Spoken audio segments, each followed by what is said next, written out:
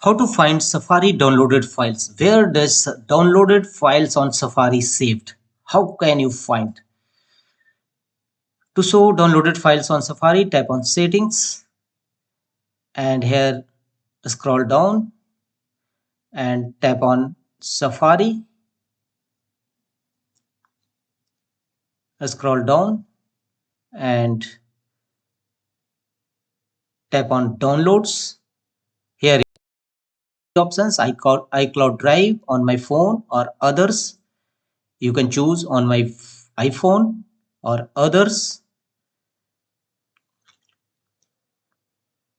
No downloaded files here. If any downloaded files, it will find here. Otherwise, you can select iCloud Drive or my iPhone.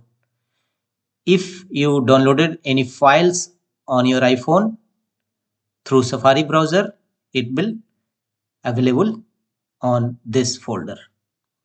You can easily find your downloaded files on your Safari browser in your